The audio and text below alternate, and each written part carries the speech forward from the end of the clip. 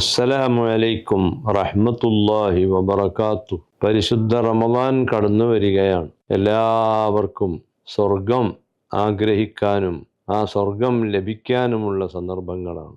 ഒരു ഗ്രാമീണൻ തിരുനബി സല്ലല്ലാഹു അലൈഹി വസല്ലമയുടെ അടുക്കൽ വന്ന് ചോദിക്കുന്നു, ദുല്ലനി അലാ അമലിൻ ഇദാ അമിൽതുഹു ദഖൽതുൽ ജന്ന. ഒരു സൽക്കർമ്മം പറഞ്ഞു തരണം, എനിക്ക് സ്വർഗത്തിൽ കടക്കാൻ വല്ലാത്ത ആഗ്രഹമുണ്ട്. തിരുദൂതർ സല്ലല്ലാഹു അലൈഹി വസല്ലമ 4 കാര്യങ്ങൾ പറഞ്ഞു കൊടുത്തു. നീ അള്ളാഹുവിന് ഇബാദത്ത് എടുക്കുമ്പോൾ ഷിർക്കിൻ്റെ യാതൊരു ലാഞ്ചനയും അതിലുണ്ടാവരുത്. മറ്റൊന്ന്, ഫർളായ നിസ്കാരം നീ കൃത്യമായി നിസ്കരിക്കണം. പിന്നെ ഒന്ന്, നിന്റെ സമ്പത്തിൻ്റെ 2.5% നീ സക്കാത്തായി സാധുക്കൾക്കും അവകാശികൾക്കും നൽകണം. പരിശുദ്ധ റമദാനിൽ നോമ്പ് അനുഷ്ഠിക്കണം. ഈ 4 കാര്യങ്ങൾ കേട്ടപ്പോൾ ആ ഗ്രാമീണനായ പാവപ്പെട്ട സഹോദരൻ പറഞ്ഞു, ലാ അസീദു അലാ ഹാദാ ഷൈഅൻ അബദ. ഈ 4 കാര്യത്തേക്കാൾ യാതൊന്നും ഞാൻ കൂടുതലായി ചെയ്യുകയില്ല. സുന്നത്തുകളായി പലതുമുണ്ട്, അതൊക്കെ സമയവും ഒഴിവും അനുസരിച്ച് ചെയ്യാവുന്ന കാര്യങ്ങളാണ്. നിർബന്ധമായി ചെയ്യേണ്ട കാര്യങ്ങൾ ഈ 4 എണ്ണമാണ്. സാമ്പത്തികമായി കഴിവുണ്ടെങ്കിൽ മാത്രം ചെയ്യേണ്ടതാണല്ലോ ഹജ്ജ്.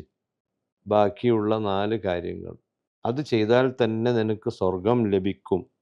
നബി സല്ലല്ലാഹു അലൈഹി വസല്ലമയുടെ അടുക്കൽ നിന്ന് ആ സഹോദരൻ പിരിഞ്ഞു പോകുമ്പോൾ അനുയായികളോട് തിരുദൂതർ സല്ലല്ലാഹു അലൈഹി വസല്ലമ പറഞ്ഞു, മൻ സർറഹു അൻ യൻദുറ ഇലാ റജുലിൻ മിൻ അഹ്ലിൽ ജന്നത്തി ഫൽയൻദുർ ഇലാ ഹാദാ. സ്വർഗത്തിൻ്റെ അവകാശികളിൽപ്പെട്ട ഒരു വ്യക്തിയെ കാണാൻ നിങ്ങൾക്ക് ആഗ്രഹമുണ്ടെങ്കിൽ നിങ്ങൾ അദ്ദേഹത്തെ നോക്കുക, അദ്ദേഹം സ്വർഗക്കാരനാണ്. സുബ്ഹാനല്ലാഹ്.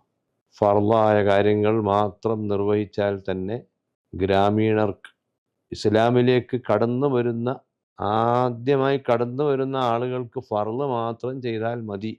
അവരോട് സുന്നത്തുകൾ പറഞ്ഞു കൊടുത്ത് അവരെ ബുദ്ധിമുട്ടാക്കേണ്ടതില്ല. എന്നാൽ ഫർളുകളിൽ സംഭവിക്കുന്ന പോരായ്മകൾ പരിഹരിച്ചു കിട്ടാനും ഗ്രേഡുകൾ വർദ്ധിക്കാനുമുള്ള വഴിയാണ് സുന്നത്തുകൾ വർദ്ധിപ്പിക്കുക എന്നത്. ഇൻഷാ അല്ലാഹ്, അള്ളാഹു നമുക്കെല്ലാവർക്കും നന്മകൾ വർദ്ധിപ്പിക്കാനുള്ള സൗഭാഗ്യം പ്രദാനം ചെയ്യട്ടെ. ആസന്നമായ റമദാനു വേണ്ടി നേരത്തെ തന്നെ ഒരുങ്ങുക, അതാണ് നാം ചെയ്യേണ്ടത്. വല്ലാത്ത ഒരു മാസമാണ് വരാൻ പോകുന്നത്. സ്വർഗത്തിൻ്റെ കവാടങ്ങൾ തുറന്നു വെക്കുന്ന ഘട്ടം. നമ്മളെല്ലാവരും അതിനു വേണ്ടി ഒരുങ്ങുക. പാപത്തിൻ്റെ കടലിൽ നീന്തുന്ന ആളുകൾ, അവർക്ക് പശ്ചാത്തപിച്ച് മടങ്ങാനുള്ള സന്ദർഭമാണ് വരുന്നത്. കൂടുതൽ ഗുണങ്ങൾ ചെയ്യാത്തവർക്ക് ഗുണങ്ങൾ വർദ്ധിപ്പിക്കാനുള്ള സന്ദർഭമാണ് വരുന്നത്. അള്ളാഹു അനുഗ്രഹിക്കട്ടെ. അസ്സലാമു അലൈക്കും.